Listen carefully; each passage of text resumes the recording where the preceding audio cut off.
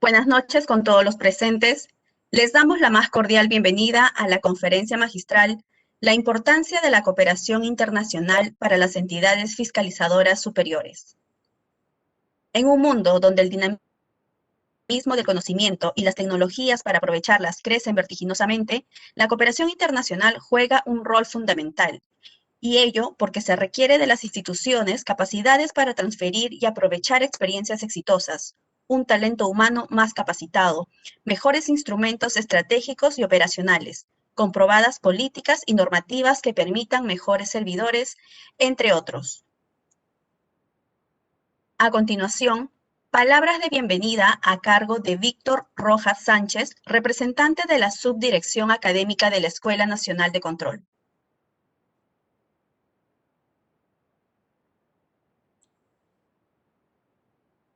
Buenas noches con todos los presentes. Al nombre del señor Miguel Báez Vargas, director general, y de la señora Cecilia Salgado, subdirectora académica de la Escuela Nacional de Control de la Contraloría General de la República, le damos la cordial bienvenida a la conferencia Importancia de la Cooperación Internacional para las Entidades Fiscalizadoras Superiores EFS, quien se encontrará a cargo del señor Félix Ortega de la Torre. Agradecemos y celebramos la participación de todas las personas inscritas a este evento. De la misma forma, hacemos extensiva nuestra invitación a los diversos eventos de capacitación organizados por la Escuela Nacional de Control de la Contraloría General de la República. La conferencia, La importancia de la cooperación internacional en las entidades fiscalizadoras superiores, EFS, tiene la misión de orientar e informar a la ciudadanía sobre la cooperación entre estas entidades y su buen y mejor desempeño en la función de control. En tal sentido, todas estas acciones de integridad y de cooperación garantizan los procesos de fiscalización. De esta forma, damos por aperturado el evento académico. Señores, buenas tardes. Muchas gracias.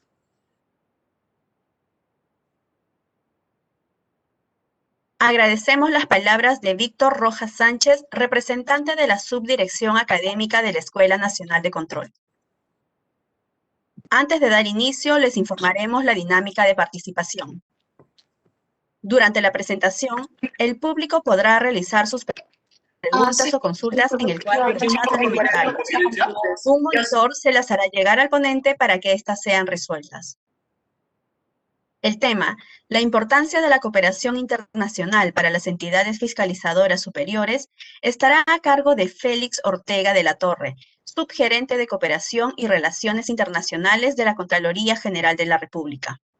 Licenciado en Investigación Operativa de la Universidad Nacional Mayor de San Marcos.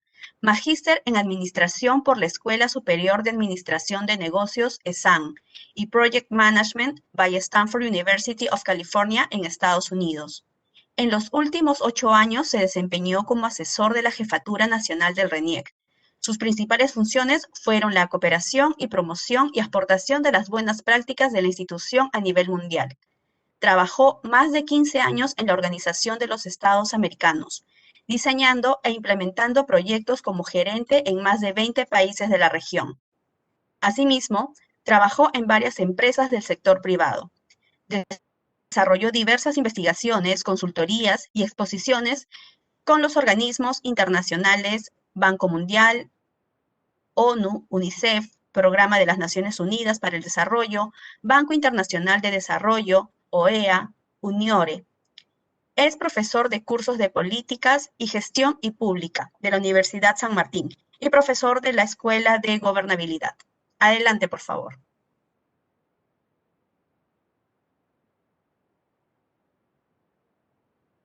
Muchas gracias, estimado colega de la Escuela Nacional de Control.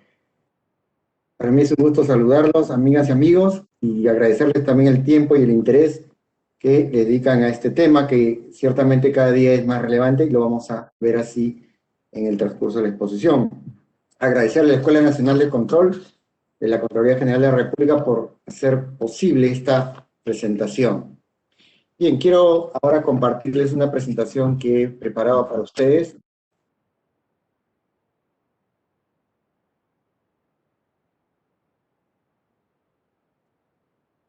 Perfecto. Entonces, Vamos a empezar comentando de arriba hacia abajo de qué es la cooperación internacional en el mundo, y luego cómo esto va aterrizando en las entidades fiscalizadoras superiores, en el caso de Perú llámese Contraloría. Y finalmente, pues para ir viendo algunos ejemplos y los desafíos a futuro. Este es el índice que hemos preparado, básicamente en 6 puntos. Como decía, vamos a empezar por lo que es la cooperación, los tipos de cooperación, y luego vamos a llegar a un punto donde vamos a describir los 2 organismos más importantes a nivel regional y mundial que conglomeran las entidades. En el caso de Perú se llama Contraloría, en algunos otros países lo llaman Auditoría General.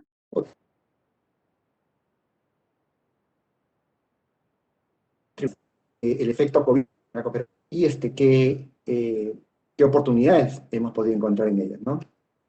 Bien, la cooperación internacional como concepto tiene un objetivo principal, que es apoyarse entre países o organizaciones, entre organizaciones, sean a nivel nacional, sean a nivel regional o local, o sea una entidad privada inclusive que desea apoyar a un grupo poblacional en determinados campos. Esta cooperación nace, diría yo, toda la historia humana han realizado cooperaciones entre países, sean para investigaciones, sean para apoyarse mutuamente, pero formalmente casi en la posguerra, en el año 1944, dado que esta guerra generó pues una infraestructura destrozada, una parte del globo terráqueo con efectos negativos económicos y socialmente. Entonces se juntaron, crearon algunos principios para ver cómo entre los países se podrían apoyar. Y una de sus grandes líneas de trabajo actuales es el intercambio de experiencias y buenas prácticas. Eso es, creo desde el punto de vista personal, lo que apuntala la importancia de la cooperación internacional. Es decir, cómo aprendo de otros y cómo enseño a otros, cómo reduzco los costos transaccionales de la reinvención de la rueda cuando ya otros lo están haciendo. Y por supuesto existen también la cooperación con recursos, sean reembolsables o no reembolsables. La cooperación apuntala hacia la parte económica o fondos, sino más bien de temas técnicos o conocimiento. ¿Qué tipo de cooperación internacional hay? Bien, están las donaciones, los servicios de voluntariado. Normalmente las donaciones se ejercen mucho cuando hay desastres naturales, ¿verdad? El asesoramiento técnico, la cooperación entre 2 países, uno dona un conocimiento o una experiencia a otro país, y la triangular es aquella que existe un tercero que puede financiar o apoyar técnicamente para que un país done hacia otro, ¿no? Por ejemplo, en el caso de un triangular, cuando hubo Paraguay, que aceptaba una donación registral de un modelo del RENIEC de Perú, y la cooperación alemana colaboraba pues con parte financiera y parte técnica para que esa transferencia sea realizable. Entonces, la cooperación sur y triangular son las más comunes ahora, dado que se junta alrededor de esta cooperación pocos países, pocos actores, y son mucho más manejables, ¿no? Además se apunta mucho a temas muy específicos. Luego la cooperación descentralizada, como decía, podrían ser entre 2 regiones, no necesariamente pasa por el gobierno central, y la alianza multiactor, cuando varios actores están alrededor de una cooperación sobre un tema. Las líneas de acción principalmente están en lo que es salud, educación, tecnología y mucho sobre el medio ambiente. Es más, es uno de las raíces de los Objetivos de Desarrollo Sostenible del 2030, que es proteger el medio ambiente y con ello viabilizar un futuro.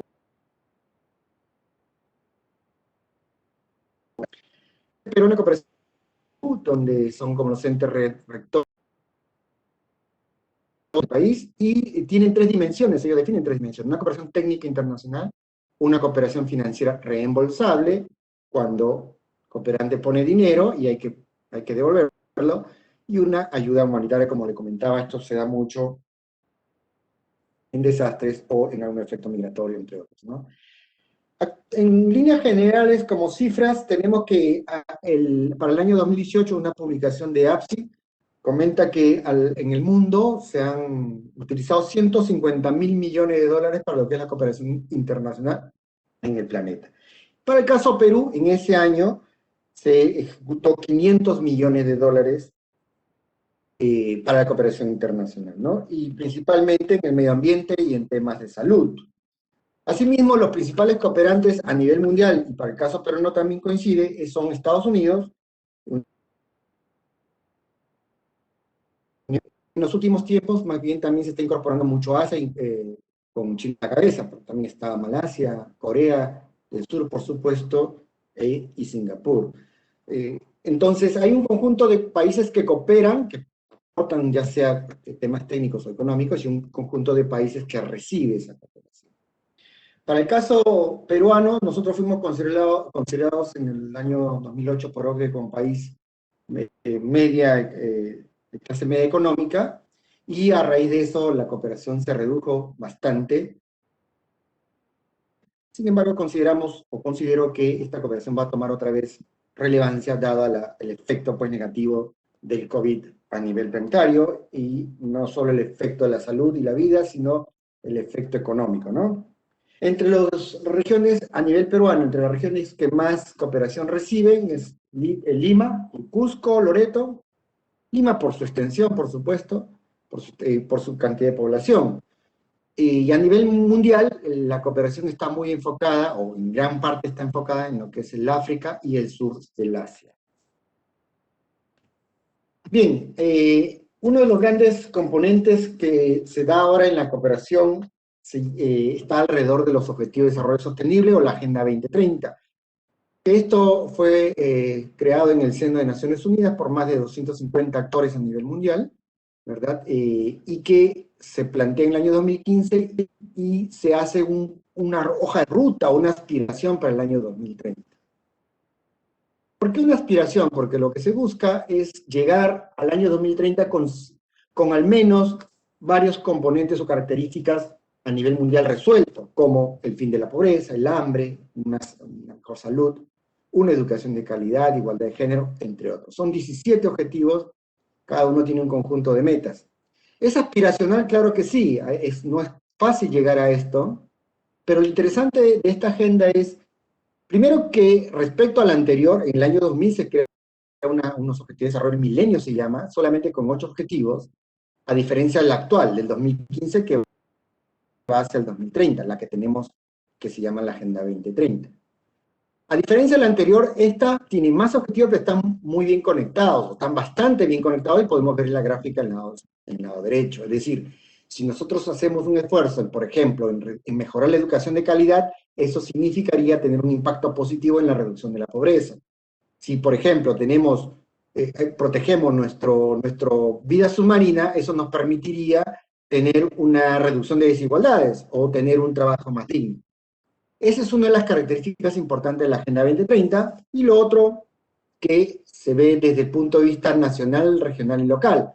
Ya no son objetivos que tiene que cumplir necesariamente el gobierno central, sino esto también concadena a los gobiernos subnacionales. Y por otro lado, también incorpora diferentes actores de la sociedad, y sobre todo incorpora a la empresa, al sector privado, ¿no? También son parte de lograr estos objetivos con el esfuerzo común.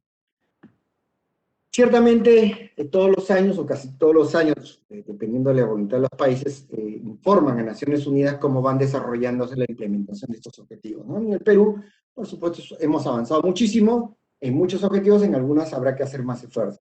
E increíblemente, en el COVID, esta cuarentena masiva mundial que se hizo, pues afectó negativamente a muchos objetivos, ¿verdad? Por ejemplo, inclusive la educación, porque se paralizó en muchos países la educación, o se ralentizó. En otros casos, increíblemente, aportó en beneficio o apoyó a que se cumplan ciertos objetivos de desarrollo, o sea, fue beneficioso. Por ejemplo, la vida submarina. Ya no habían tanta pesca, o sea, por la propia encerrona, y el clima también mejoró porque la producción bajó, y por supuesto bajó la producción del carbono.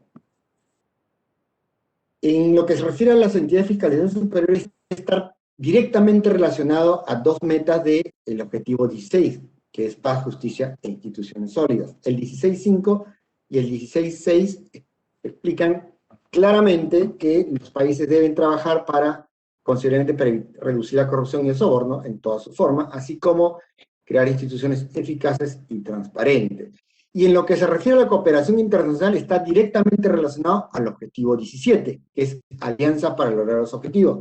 Esto determina que están obligados los diferentes agentes de cooperación a coordinar entre ellos para no duplicar esfuerzos en beneficio de un proyecto, de un programa o de un país, ¿no? Bien, ¿cuáles son las organizaciones internacionales en el control gubernamental? Existen dos, las más importantes. Una, la INTOSAI, que es la Organización Internacional de Entidades Fiscalizadoras Superiores. INTOSAI está en su acrónimo en inglés, ¿verdad? La International Organization for Supreme Audit Institution, que es justamente la Organización Internacional de Entidades Fiscalizadoras Superiores. Esta organización tiene actualmente 195 miembros del planeta, 5 asociados, que son entidades, y un miembro afiliado. Desde el año 2016, la Contraloría General de la República del Perú es miembro del Consejo, del Comité Directivo. Hay un comité que toma decisiones respecto a esta organización y Perú es miembro de ese comité, ¿no?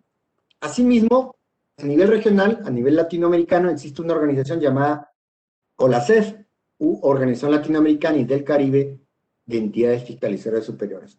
Esta organización tiene 22 miembros plenos, uno por cada país, y 29 miembros asociados, que son entidades fiscalizadoras subnacionales, subregionales, por ejemplo, la de los estados de Brasil. Desde el año 2019, importante resaltar esto, también la Contraloría General de la República tiene un papel importante en la organización, y nada más que, y menos que lo preside. Es decir, del año 2019 al 2022, la Contraloría General es presidente de la OLACEF. Acá tenemos un calendario, una línea de tiempo respecto a cuándo se han ido creando estas organizaciones. La INTOSAI se crea en 1953, el OLACEF aparece en el 1963, ¿verdad? Aparece no con esta nomenclatura OLACEF, pero comienzan a juntarse un grupo de países hasta que ya ha llegado estos años, como digo, con 22 miembros.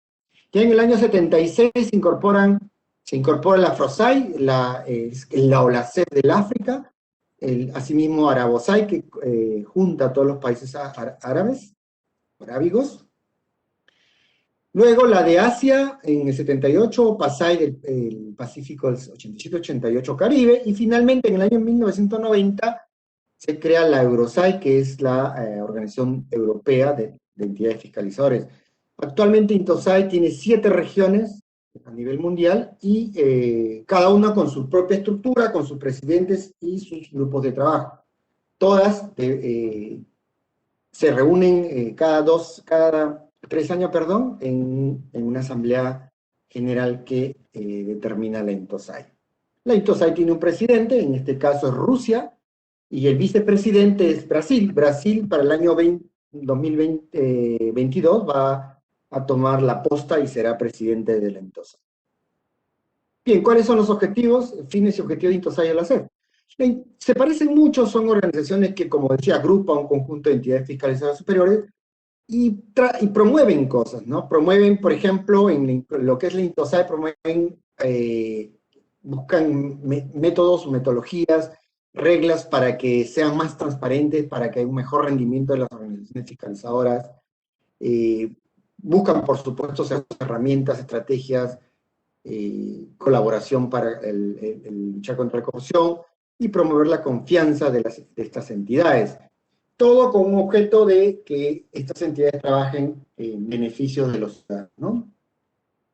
Como bien se ha comentado dentro de la Contraloría, no solo se trata de ver el tema de la corrupción, de cuánto dinero se ha perdido por la corrupción, sino cuánto dinero se pierde porque esa corrupción ha impedido de que las obras o servicios estén al servicio de los ciudadanos. Entonces la INTOSAI genera un conjunto de de métodos, normas para que las Contralorías y las entidades fiscalizadoras superiores puedan tener un mejor desenvolvimiento. Asimismo, la OLACEF también tiene sus fines y principios. Importante comentarlo, como bien dice, es un organismo internacional autónomo, independiente y apolítico, ¿no? Entonces se asocian los 22 países más los 29 miembros, como decía. ¿Y para qué? Para encargarse de investigaciones, hacer estudios, capacitarse entre sus miembros, prestarse asesoría o asistencia técnica y coordinar cualquier actividades que correspondan a la región. Y la idea es promover y fomentar el desarrollo de las entidades fiscalizadoras y su perfeccionamiento, ¿no? Bien, esta es más o menos la estructura de la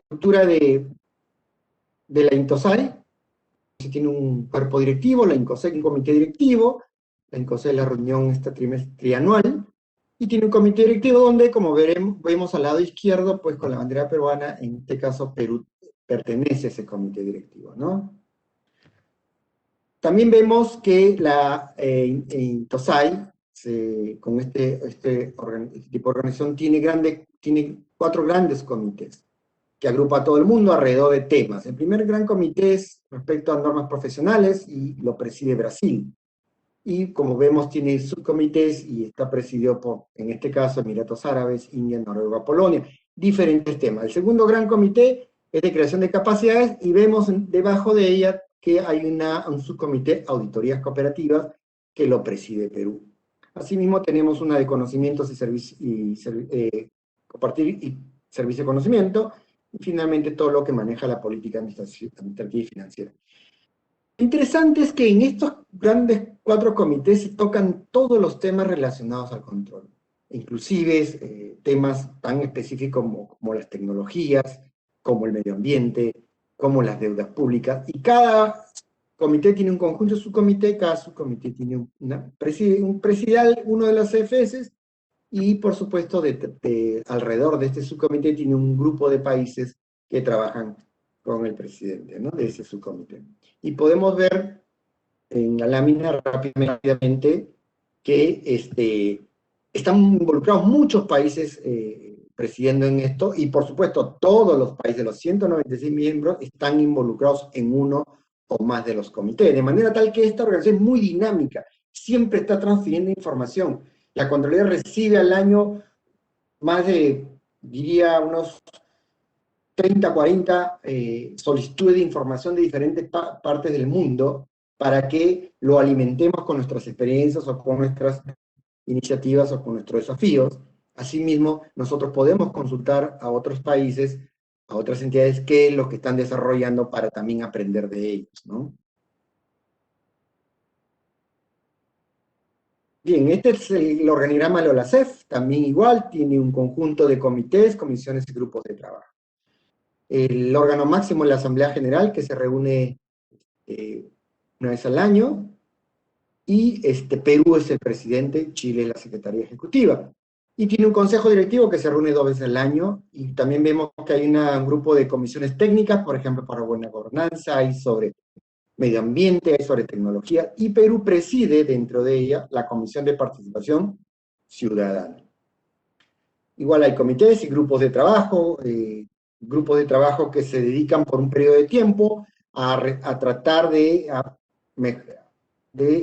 tener una estrategia o tener mejor conocimiento o una matriz modelo para atacar un problema específico de los fondos públicos.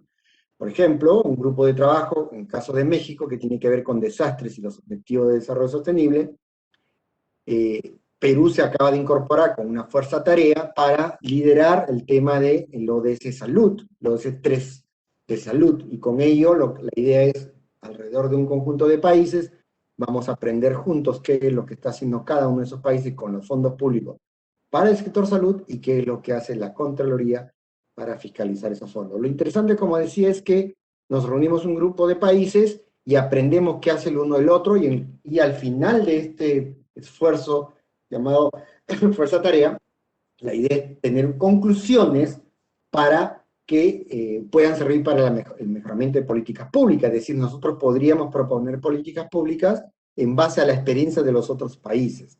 Eso lo hace interesante y rico el estar alrededor de estas organizaciones, ¿no? Y lo otro interesante también que no quisiera dejar de comentar respecto a lo de la CEF es que el COVID, y ya lo vamos a ver, pues también brindó oportunidades, y esta Asamblea General y Consejo Directivo también primera vez en la historia, el año pasado lo hicimos, con el liderazgo de Perú, donde anteriormente pues habían viajes. El año pasado simplemente lo hicimos de forma virtual y funcionó bastante bien, y hubo una participación récord de los países alrededor de la Asamblea de la CEF y Consejo Directivo. Vámonos a los pronunciamientos profesionales de la INTOSAI. ¿Cuál es, creo yo, su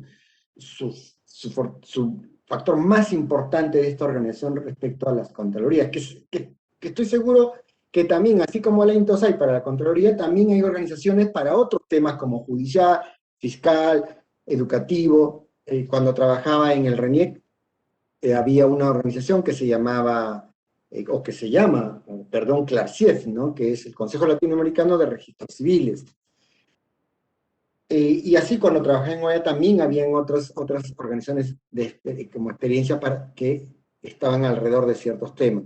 ¿Por qué lo digo esto? Porque estas organizaciones tienen principios que tratan de, que en conjunto tratan de determinar unos lineamientos, unos principios para que puedan ser cumplidos, con el objeto, por supuesto, de que sus miembros sean fortalecidos, ¿no? Entonces, la INTOSAI tiene en tres grandes componentes sus normativas, sus reglas. Lo que es principios, los fundamentales, los que fundan a la INTOSAI, las normas internacionales que dicen todos los países deberían cumplir estas normas, y luego los lineamientos que más o menos son como manuales, que te dicen, mira, si usas este manual, podrías cumplir mejor ciertos procesos o normas para las entidades fiscalizadoras. En lo que se refiere a principios, lo interesante es que esto nace en Perú, nace en Lima. El primer documento fundador de los principios de la INTOSAI se desarrolla en el año 1977 en Lima, que le llaman la Declaración de Lima, y genera pues ciertas características, ciertas bases para que la INTOSAI se mueva alrededor de ella, ¿no? Y sobre todo busca, por ejemplo, que exista un control previo, un posterior. Por ejemplo, busca que las entidades fiscales sean independientes sus miembros y sus funcionarios, tengan una independencia financiera estas entidades, ¿no? Que existe una relación con el Parlamento, con el gobierno, etcétera, ¿no? Entonces, luego va el siguiente gran principio se desarrolla en México. Entonces, lo que hace INTOSAI va creando bases fundacionales para que estas organizaciones vayan generando ciertas normativas, ciertas reglas para que sean cumplidas por las entidades fiscalizadoras. Lo mismo, repito, pueden ser para organizaciones internacionales respecto a la salud, respecto a la educación, etc.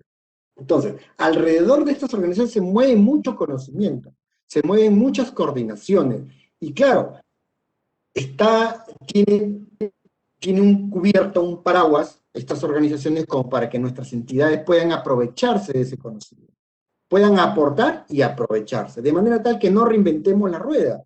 Y además, organizaciones como esta que están incluidas todos los países del mundo, pequeños, grandes, en un punto de vista económico no, en población. Entonces podemos aprender de un país pequeño en población como grande en población o muy rico en recursos.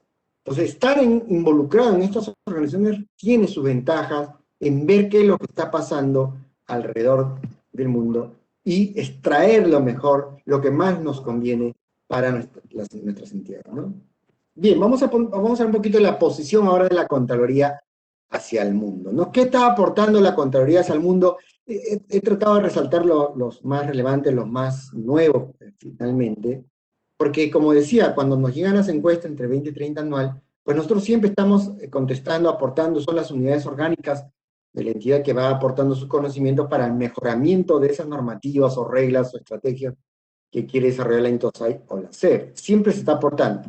Sin embargo, hay algunos, sea productos o iniciativas muy resaltantes, ¿no? En este caso, me concentro en lo que es la Conferencia Anual Internacional por la Integridad CAI. Es una conferencia que se ha venido desarrollando una vez al año, perdón, en el año 2019, fue la última hasta ahora, luego vino la pandemia, en este evento masivo, han participado más de 2.000 personas, más de 60 países del mundo, y además la gerencia de comunicaciones pues lo lleva estas conferencias a nivel de las redes sociales o a nivel de las líneas abiertas a través del streaming. Vale decir que también hay otros unas 2.000 personas más que están participando en estos eventos. Por supuesto, va a estar interesante la siguiente CAI, que se termine porque seguramente va a tener ese mix,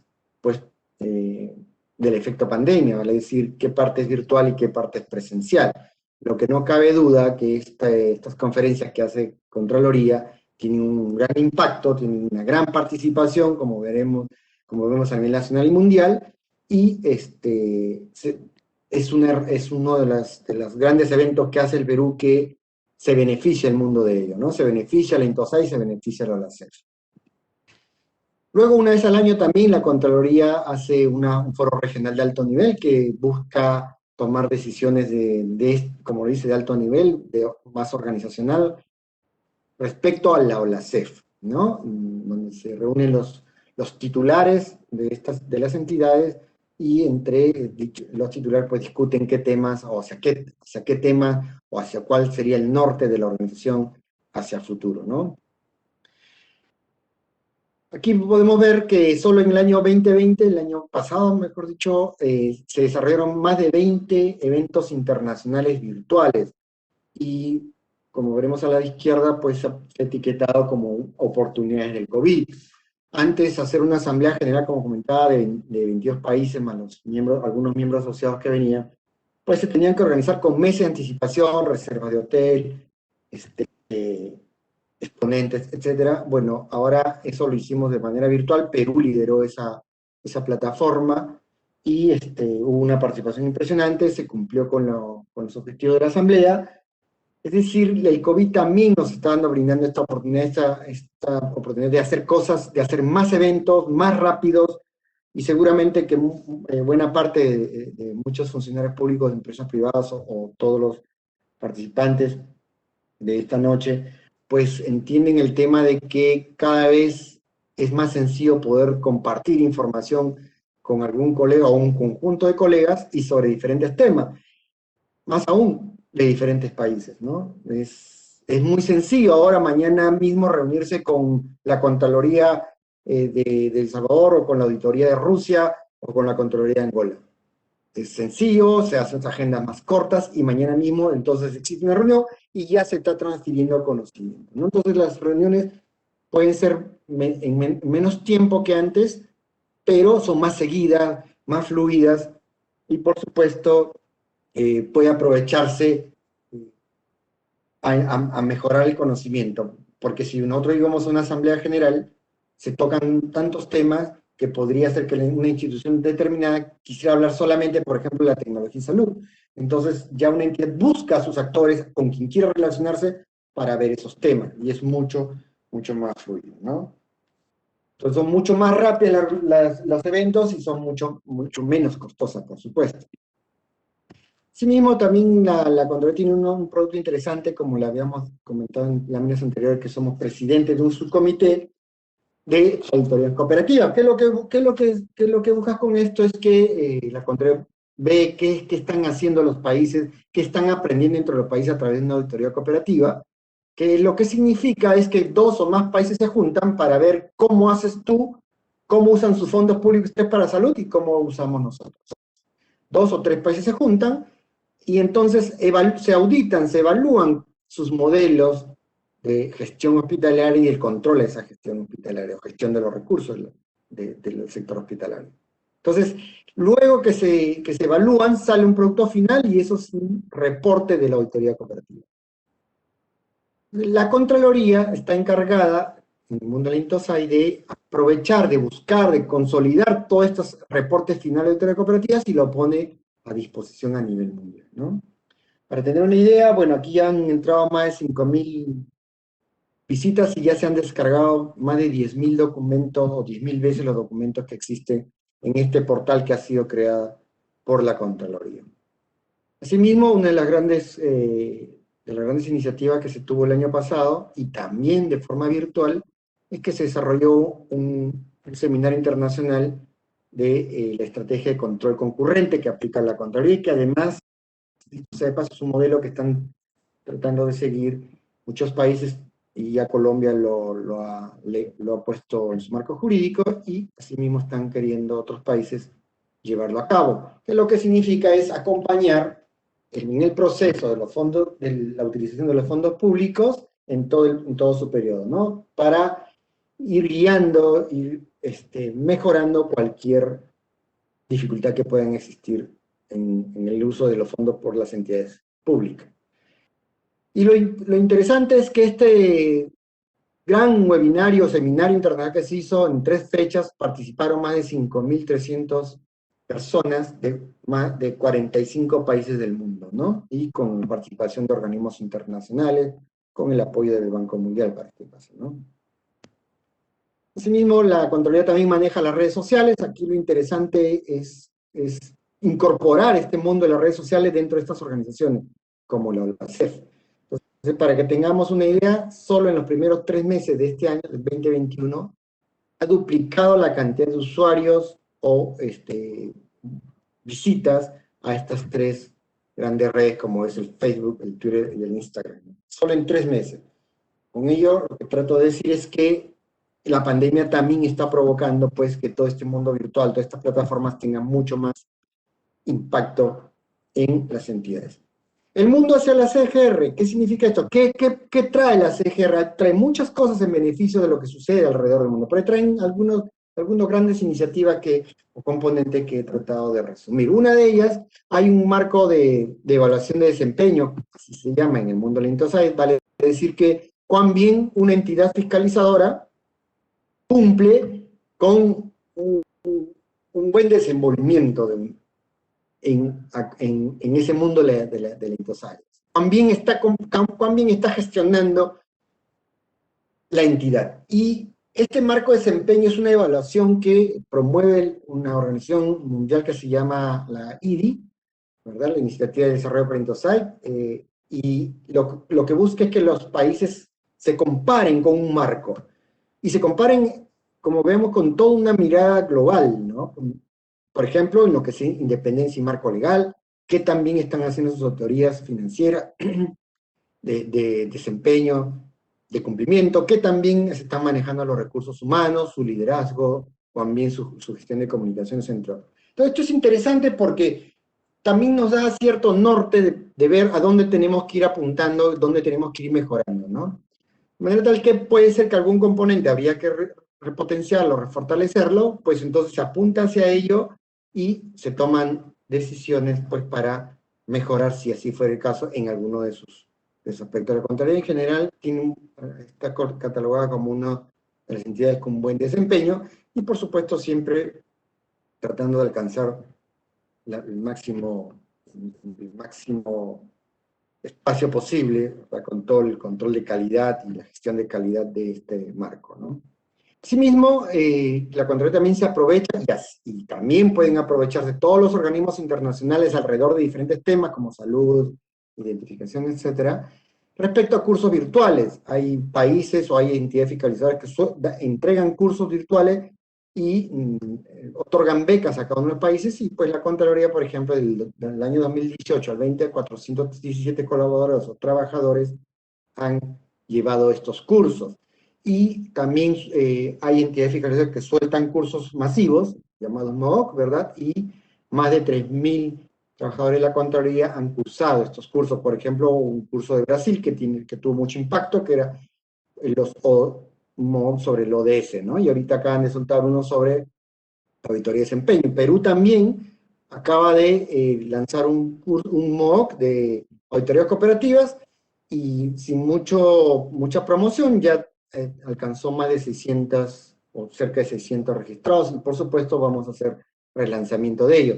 para decir, miren cómo colaboran estos países, miren cómo sueltan un curso, cómo tratan de que un curso dado por una entidad pueda ser aprovechado por las otras, ¿no? También es importante, en ese mismo marco de medición, hay una, ¿verdad? Hay una entidad en Colombia que mide la cantidad de información que entregan las entidades fiscalizadoras superiores a las personas. Y aquí hay un índice de disponibilidad justamente, ¿verdad?, de información, que es la IDIGI del año 2019. ¿Cómo estamos en Perú respecto a eso? Si fijamos el gráfico al lado derecho, vemos que el año 2017 Perú tenía un índice de 39. Era uno de los más bajos de la región. Pues con liderazgo del Contralor se propuso de que deberíamos entregar más información a la ciudadanía, como todos los reportes de control, los de gestión, etc. Y no solo más, sino mejores y más rápidos también, ¿no? De manera tal que no pase ni una semana, inclusive horas, y los reportes que se han hecho auditoría ya puedan, la sociedad en general pueda revisar qué dicen esos reportes. El año 2017 Perú estaba con 39 índices, y el año 2019, el último índice que se ha evaluado con IDIGI, el año pasado no hubo, Perú alcanzó 99.80. Como podemos ver, alcanzó el primer nivel de ranking regional respecto a disponer información a la ciudadanía respecto a la gestión institucional.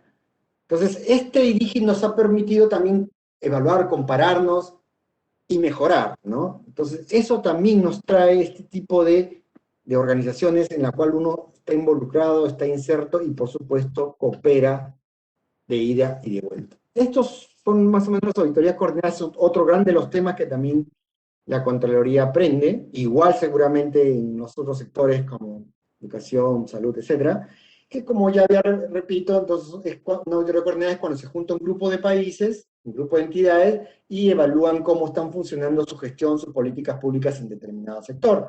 Aquí podemos ver que han habido sobre pasivos ambientales, sobre género, y sobre recursos hídricos, tecnología. Perú, como lo repito, este año ha empezado a liderar una auditoría coordinada del ODS 3 de salud, que va a buscar un conjunto de países para ver cómo ha funcionado la política pública, y qué mejor una política pública en un escenario de emergencia como COVID, y con ello enseñar y aprender y sacar lo mejor de toda la región para con ello proponer mejores servicios, mejores políticas, y no solo nuestro conocimiento, como decía, sino de la región. Esta es una gran metodología que aplican a nivel mundial regional, y Perú también se aprovecha de estar insertos en estas organizaciones porque se transfiere mucho conocimiento, ¿no? Bien, esta es otra de las cosas que se aprovecha, que también lo pueden hacer diferentes entidades en diferentes temas con diferentes organizaciones internacionales. Nosotros le damos mucho benchmark o mapeo. En la sugerencia tenemos mucho la costumbre de estar mapeando, por ejemplo, si queremos saber qué está pasando con la educación, como la tablet, por ejemplo, entonces lo que hace la sugerencia es comienza a revisar toda la información pública que están haciendo otros países para tablet y qué están haciendo los sistemas de control respecto a tablet. Por supuesto, no siempre es sencillo conseguir la información, no siempre todos están haciendo lo mismo, y algunos inclusive tienen modelos mucho más avanzados, y la idea es justamente eso, aprender de lo más avanzado, y si hay algo que podemos enseñar a los otros, lo compartimos, ¿no? ¿Qué nos provocó la COVID o el COVID-19 y la cooperación internacional? Creo, desde el punto de vista personal, oportunidades. Creo que con la lamentable pérdida de vidas y todo estos temas tristes y complicados de salud, y por supuesto el tema laboral y económico, también ha traído ciertas componentes que pueden ser aprovechados, ¿no? Sobre todo este tema de la virtualidad, sobre todo el tema de la tecnología y reducir tiempo, reducir costos y brindar servicios mucho más rápido y más fácil. Solo para que tengamos una idea, en el Perú, en lo que se refiere a salud, el año pasado se han conseguido $100 millones para apoyar la salud, ¿no? Considero que la cooperación internacional va a crecer partir de este año hacia futuro, porque el impacto económico negativo ha afectado a muchos países, y eso hace pues que la cooperación internacional juegue un rol más relevante, un mejor rol, o un rol más amplio de lo que ha venido jugando, ¿no? No solo en el mundo económico, sino también ahora trayendo tecnología o trayendo conocimiento. Todos estamos pasando por el teletrabajo, eso hay que aprender, de eso hay que poner de tecnología. Entonces, eso ya hay buenas prácticas, ya hay conocimiento, que lo que hay que hacer es aprovecharlo, ¿no? Entonces, creo se van a desarrollar mucho más eventos virtuales, más cortos, menos costosos, con temas más específicos, pero ya no 1 o 2 al año, sino muy seguido, ¿no? El mapeo mundial, mejor dicho, el aprendizaje del mundo va a ser en todas las líneas, ya no solamente en temas de control, puede ser en temas de manejo de personal, en manejo de las compras, en el manejo del transporte, etcétera, etcétera, ¿no? Bien, y aprovechando esas oportunidades, Perú lideró muy temprana, de forma muy temprana, vale decir, esto se comenzó a desarrollar a finales de abril, mayo, y fue interesante porque cuando viene la pandemia, obviamente no estábamos preparados, no hablo de Contraloría, sino hablo de todas las entidades públicas, privadas, y como personas, y como sociedad. Fue muy complejo las primeras cuarentenas, acordémonos, fue muy complejo saber qué hacer, qué no hacer, pero lo interesante también era saber qué está haciendo el vecino, qué puede estar haciendo el vecino que yo pueda aprender de ello. Entonces, la Contraloría, con el liderazgo de nuestro titular, pues dispuso de que un grupo de personas, sobre todo la sugerencia, mapeemos, hagamos una revisión, un benchmarking a nivel mundial, qué están haciendo respecto al COVID. Y no solo desde el punto de vista de salud, sino qué está haciendo desde el punto de vista de salud, desde el punto de vista economía, desde el punto de vista de programas sociales o distribución de alimentación, y por supuesto todos los temas relacionados a la reactivación. Hicimos un mapeo muy rápido de 60 y tantos países a nivel mundial, y ese conocimiento que nosotros adquirimos de los vecinos, nosotros fuimos a buscar esa información, no la pedimos, fuimos a buscar en todo espacio público, la compilamos, lo pusimos en mapa y lo entregamos a la INTOSAI a nivel mundial, y fue un gran aporte que hizo la Contraloría a nivel mundial, ¿no? Un aporte que ha sido reconocido tremendamente por la INTOSAI. Y esto fue provocado justamente por el impacto de la COVID, ¿no? Asimismo, estamos desarrollando algunos productos como eventos, llamamos dashboard, mapas mundiales respecto a qué eventos se están desarrollando en diferentes países. Y lo interesante acá es que también el COVID, al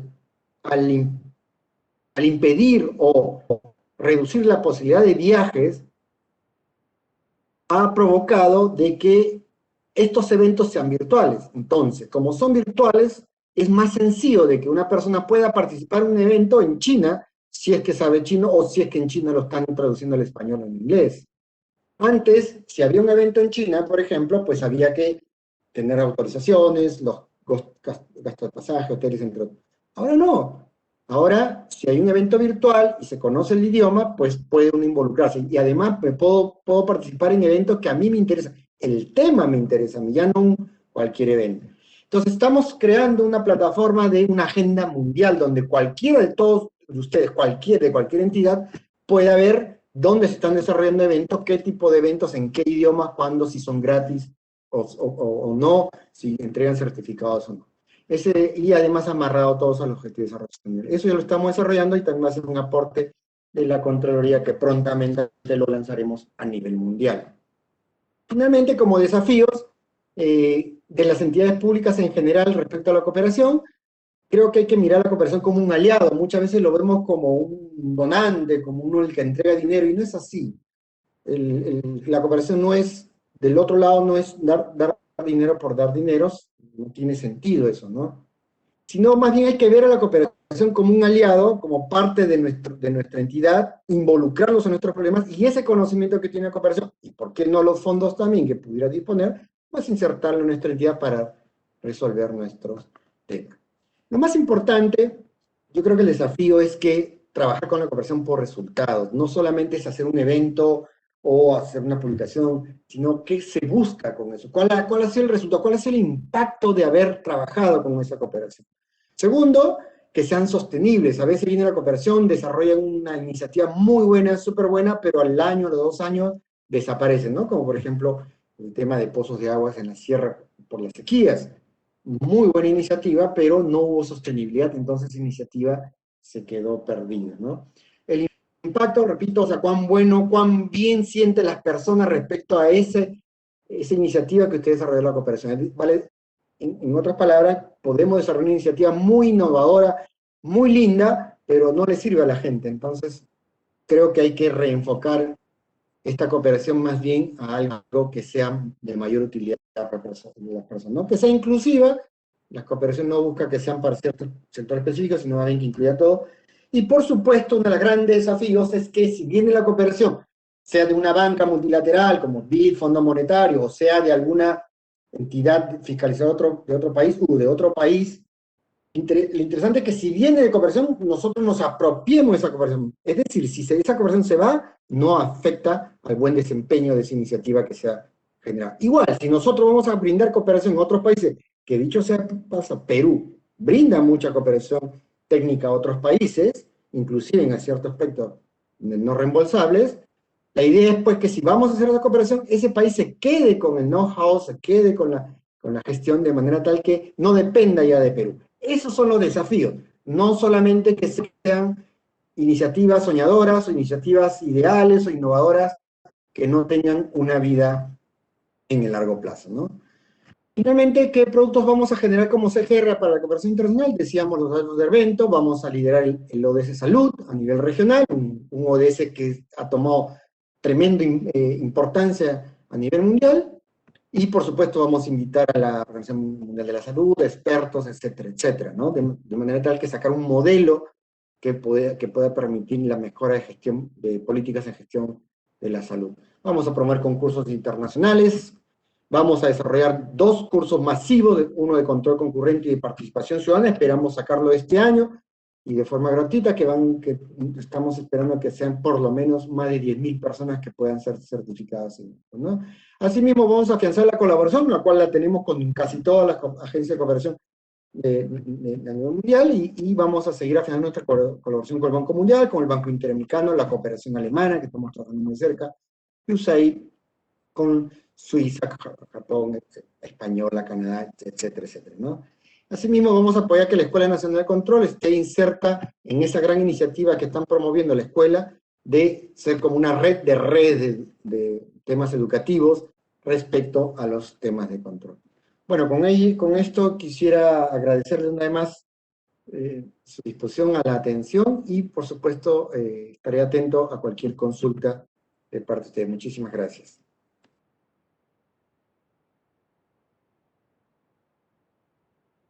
Agradecemos al señor Félix Ortega de la Torre por esta conferencia y por su interesante participación. A continuación, pasaremos a las preguntas del público.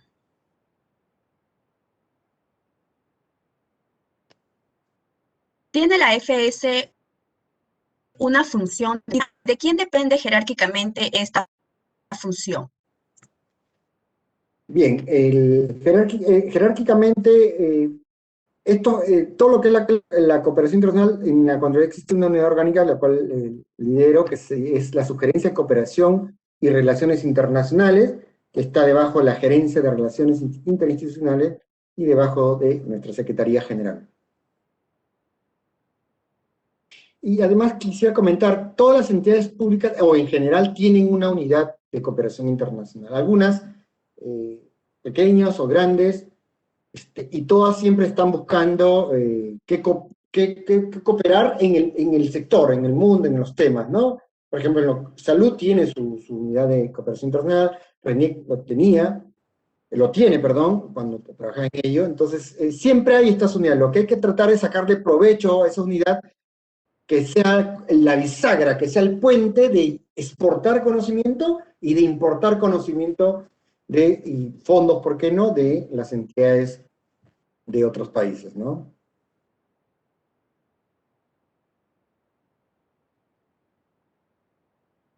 No sé si hay otra pregunta. La, sí, sí, ¿la FS tiene libertad para decidir qué audita y cómo lo hace?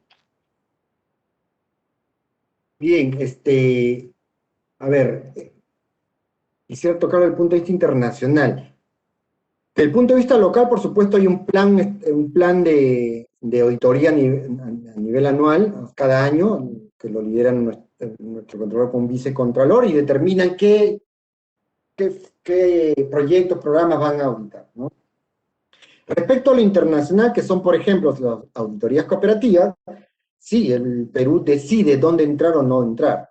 Se hace por invitación. Si Perú, por ejemplo, quiere hacer la auditoría coordinada de salud, invita a los otros países quienes quieren involucrarse, quienes quieren trabajar en conjunto para desarrollar esta matriz ejemplo, ¿no?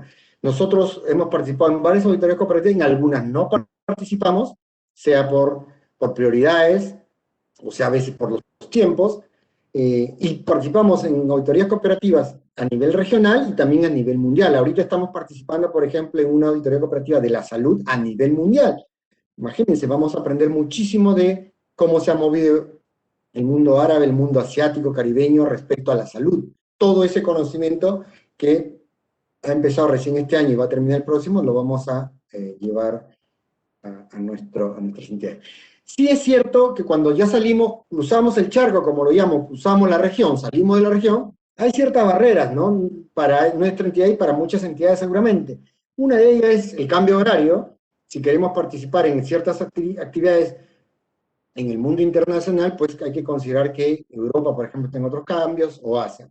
Ayer empezó un evento de la Organización de la Cooperación y Desarrollo Económico, la OCDE, y hay eventos que se están dictando a las 3 de la mañana, 4 de la mañana, ¿no? Entonces, una de las barreras es los horarios, y la segunda, diría, un poco por la experiencia del sector público, el tema del idioma. Este es otro tema que tenemos que aprender a resolverlo. Nuestro personal tiene que dominar lo mejor posible el idioma. Hay mucha información, muy buena información en inglés, y es una barrera en general, no solo para Perú, en la región, ¿no? Entonces a veces nos limitamos a traer más conocimiento por el idioma. Sin embargo, esperamos que la tecnología cada vez reduzca más esta barrera, porque como vemos, por ejemplo, en el Google, pues tenemos traductores automáticos, y también estamos esperando que la tecnología saquen robots, por ejemplo ahorita, que pudiera estar traduciéndome el inglés al francés de forma automática, de manera tal que los franceses podrían participar en este evento. Esto ya está muy cerca con la tecnología, estas barreras, pero de hecho que las barreras no son nada comparadas respecto a los beneficios que uno logra con la cooperación internacional, ¿no?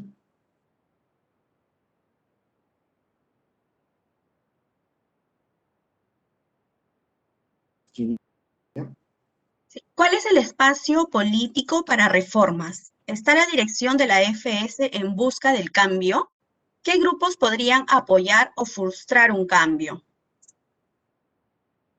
Bien, cuando hablamos de las reformas, si lo hablamos desde un punto de vista local, que no es tanto mi concentración de la exposición, de hecho que nosotros podríamos proponer normativas, pero siempre son aprobadas en el Congreso, ¿verdad? Es más, Contraloría propone normativa, propone iniciativa de leyes, y una de las que está buscando ahora fuertemente es que se nos recupere la potestad sancionadora, es decir, no solamente termine en un reporte respecto a las posibles responsabilidades de algún acto no correcto, sino que también podamos sancionar.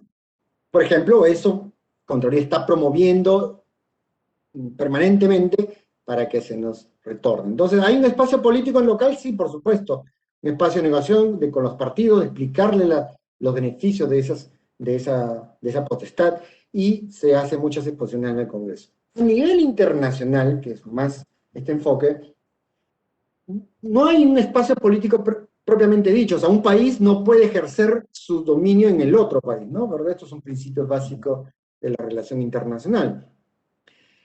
Hay problemas políticos a veces, hay incidencia política dentro de una entidad fiscalizadora, o sea, algo así como que buscan que alguna entidad pierda su autonomía, su independencia, algún tipo de gobierno. Entonces, lo que buscan estas organizaciones como los CEF es que eso no perjudique a la organización. Y hay una entidad en la INTOSAI encargada de ver si, por ejemplo, a una Contraloría de un país le está afectando la política negativa, o sea, algún gobierno está tratando de romper su independencia, ¿no? Entonces hay un organismo INTOSAI que hace una revisión muy rápida, de emergencia se llama, y determina si realmente hay una persecución o un interés malicioso para que una entidad fiscalizadora pierda su independencia, o el titular de la entidad fiscalizadora. Entonces, a nivel político internacional no suele haber un espacio tan fuerte, tan preponderante como para incidir en otro país. No podría ser, porque existe este principio, ¿verdad?, de la no intervención.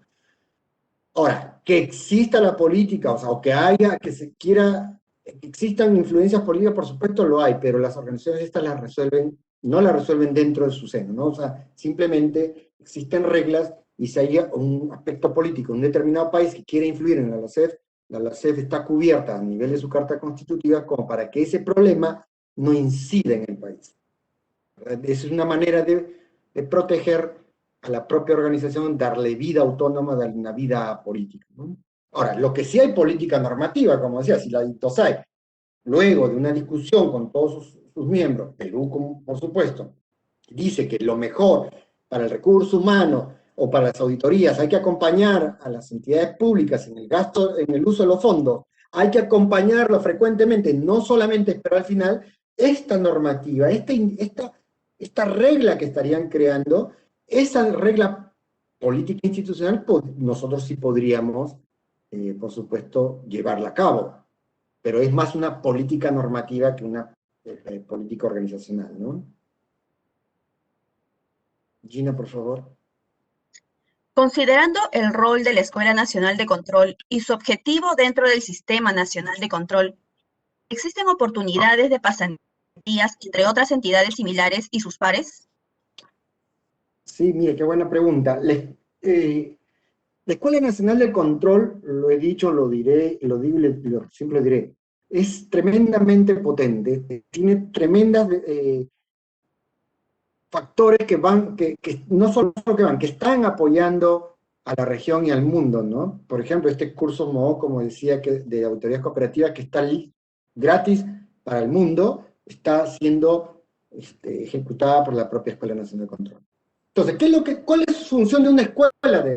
Es difundir conocimiento, ciertamente, y entonces aquí hay varios factores que la escuela lo está haciendo muy bien. Primero, está difundiendo cada vez más conocimiento, ya no solamente de control, sino de gestión pública, ¿no?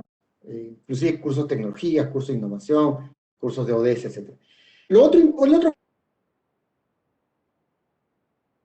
profesores extranjeros, profesores de afuera. No porque sea extranjero sea mejor, pero sí hay, por supuesto, profesores a nivel mundial. Es mucho más competitivo cuando tú miras adentro y afuera, y te puedes traer un profesor que tiene mucho más experiencia con peruano, ¿y por qué no? Traes ese conocimiento y haces que compita con un peruano, y eso es muy bueno. El que va a ganar, por supuesto, son los participantes, los alumnos de la escuela. Tercero, esta transferencia ya no solo de conocimiento, sino de persona, como las pasantías. Ha habido casos, por supuesto, que peruanos han ido a aportar a otros países como pasantes para aprender y como pasantes para enseñar. Es más, ahorita Panamá, por ejemplo, es una de las CFS que está interesada en llevarse personal de la Contraloría para que enseñe a personal del Panamá. Se está haciendo ahora de modo virtual y se va a hacer de modo presencial. Entonces la pasantía sí es un ejercicio que la Escuela de Control puede llevarlo a cabo. Obviamente hay que tener en cuenta que la pandemia no es que esté prohibiendo, no va a prohibir que la pasantía suceda menos. Lo que va a suceder, creo yo, es más bien que va a ser más fluido, pero virtual. O sea, las pasantías deberían ser ahora ya más virtuales. Eso permitiría hacer más pasantías en menos tiempo y con temas más específicos. No creo que se eliminen las pasantías presenciales. Creo que siempre van a existir, pero en menor cantidad. Y finalmente, otra de las grandes cosas que está haciendo la Escuela Nacional de Control, en la cual puedo comentarlo porque estamos trabajando en conjunto, es traer cuerdos de otras universidades, de otras CFS, para que trabajen colaborativamente con la Escuela de Control. Ahorita se ha firmado con tres universidades de España, y ya está trabajando con ver cómo traer la Universidad de Hong Kong, y por supuesto con una universidad suiza. También ya se ha hecho coordinaciones con Rusia, que nos van a permitir traer universidades y puedan trabajar colaborativamente con la escuela. Y así mismo vamos a seguir persiguiendo escuelas de universidades de máximo nivel académico posible, y por supuesto de la mano, ir viendo cómo vamos a ir reduciendo las barreras. Por ejemplo, la del idioma, ¿no? Entonces, Rusia está a disposición para hacer trabajos colaborativos con la universidad que ellos, la FSA, nos van a disponer, y claro, hay que ir trabajando estos temas de idioma. Lo bueno es que ya el mundo es globalizado desde el punto de vista de idiomas. De repente, no todos podemos dominar el inglés o el ruso, pero de hecho que en Rusia hay profesores en español. Vamos a empezar por ahí, ¿no? Trayendo profesores de español y que puedan aportar a esa malla curricular, esa malla académica que tiene la Escuela de Control. Así que creo que la escuela va a ser tremendamente potente, lo es, y está cada vez más enmarcada en este mundo global, ¿no? No se ha quedado como una Escuela Nacional de Control, sino viendo de afuera y trayendo todo lo que pueda, y nosotros como sugerencia tratando de exportar todo lo que saben hacer, ¿no? ¿En qué medida las EFS contribuyen al logro de los objetivos sostenibles en el Perú? Bien, hay una resolución de Naciones Unidas que determina que las EFS deberían auditar los informes de seguimiento de los Objetivos de Desarrollo Sostenible. ¿Por qué? ¿Qué son los Objetivos de Desarrollo Sostenible? Son aspiraciones, ¿verdad?, para resolver temas de las personas, del planeta, la paz. Vamos a un ejemplo claro. Por ejemplo, uno de los ODS es mejorar la educación. Para mejorar la educación pública, en este caso, cuando ya digo la educación pública, es que porque hay fondos públicos. Y como hay fondos públicos, las EFS tienen que auditarlas de forma, eso es normativo, ¿no? Entonces, hay otro ODS que quiere mejorar, por ejemplo, la reducción de la pobreza. Ok, hay esfuerzos seguramente en busca de inversión, el tema laborales, pero todos estos esfuerzos que hace el sector público, pues está usando fondos públicos. Entonces, por default, las EFS sí tienen capacidad de injerencia, de apoyo, de brindarle lo mejor a esta entidad pública para que esos fondos públicos cumplan con el logro de uno de los objetivos, o de las metas de los objetivos. Entonces, ahí hay una relación de forma automática. ¿Qué papel jugamos las EFS? ¿Qué papel debemos de jugar las EFS? Es ver, por ejemplo, si los fondos para educación están yendo en buen camino para lograr el objetivo de desarrollo de la educación. Vale decir, una mejor educación, por supuesto más universal y de mejor calidad. Asimismo, podríamos ver si la vida submarina, si están protegiendo la flora marítima, si las vedas se están respetando, si no se están utilizando químicos en el mar, etcétera, etcétera. Entonces, como el sector público entra a tallar ahí, como entran entonces a tallar fondos públicos, pues la Contraloría puede y debe auditar esos fondos para el cumplimiento de los ODS. Entonces, Naciones Unidas emitió una resolución donde dice, las CFC no solamente pueden trabajar en los fondos públicos para el cumplimiento de los ODS, porque eso es su función, sino que ahora dice que las CFC deberían auditar también los informes de los países respecto a qué están haciendo para cumplir los ODS. El informe de los ODS en el Perú lo hace ese plan. En todos los países hay una entidad, algunos lo hacen Cancillería, en algunos lo hace la Oficina de la Presidencia. Entonces llevan los países, dicen en Naciones Unidas de forma voluntaria, y dicen, bien, yo en educación, por ejemplo, estaba en la posición 78, ¿verdad?, del Gini, y ahora está en la posición 60. O por ejemplo, mi población inicial educativa cubría el 75%, y ahora en todo lo que es adolescentes, niñas y niños, están en el 94%. Esta es voluntaria. La idea entonces con Naciones Unidas es decirle a las CFS, a ver, auditen ese informe, de dónde salen esas cifras, a ver si es correcto el 94%, ¿no? Ya no solo los fondos que usaron para la parte educativa, sino los informes que están presentes. Entonces sí hay fuerte función en esos temas, y solo para subrayar, Gina lo comentaba en la exposición, las EFS están directamente relacionadas a dos metas del objetivo 16, ¿no? Lo que se refiere a la lucha contra la corrupción y lo que se refiere a entidades eficientes y transparentes, 16.5 y 16.6, ¿no?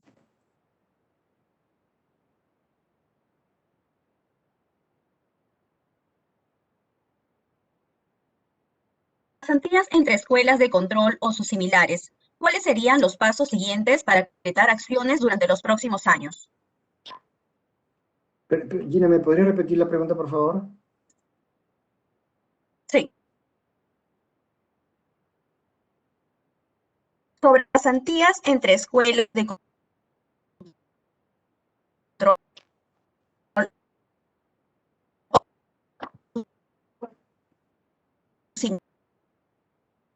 similares, ¿cuáles serían los pasos siguientes?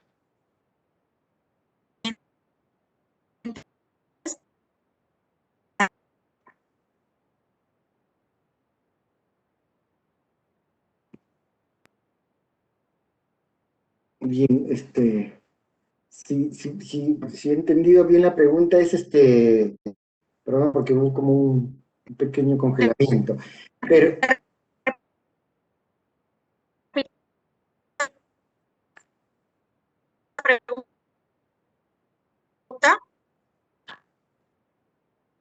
Gina, no sé si me escuchas bien, pero hubo como un pequeño congelamiento.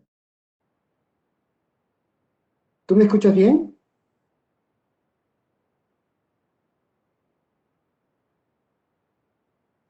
Sí.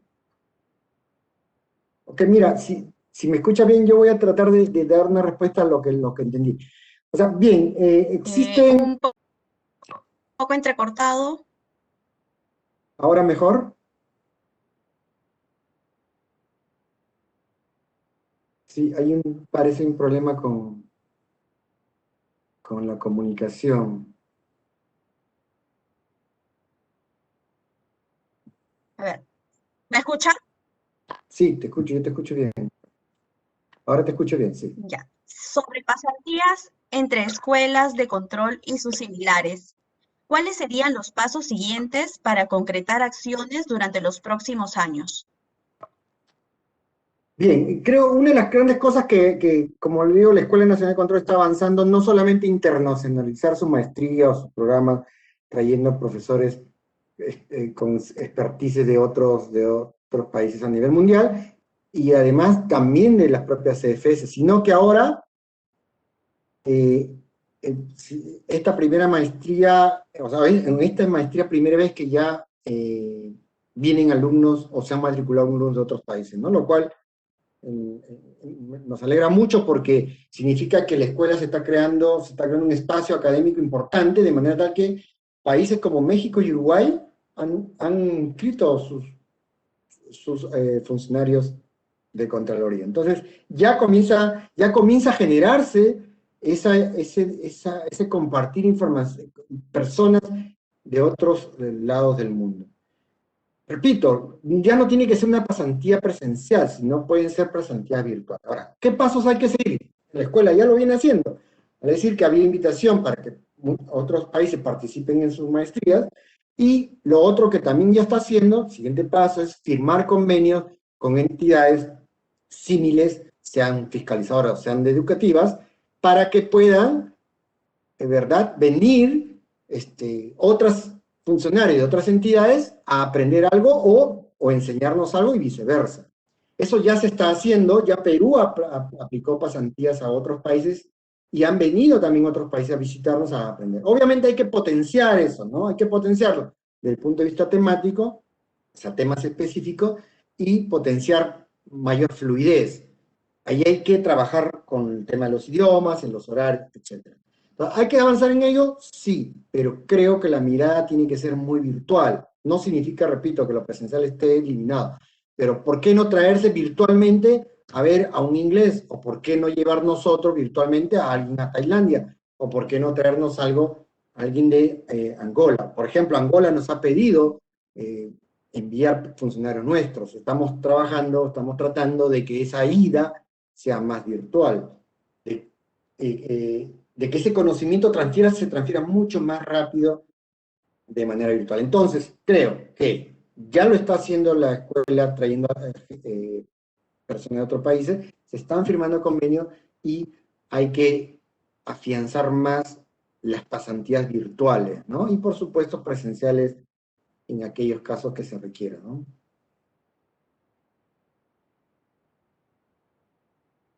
Finalmente, queremos agradecer la participación al señor Félix Ortega de la Torre y felicitarlo por la dedicación y servidores públicos, así como de la ciudadanía en general. Muchas gracias. Muchas gracias, Gina, muchas gracias, Escuela Nacional de Control, y gracias a todos por su participación. Encantados de haber transferido algo de conocimiento y de experiencia. Hasta la próxima. Cuídense mucho, que estén todos bien.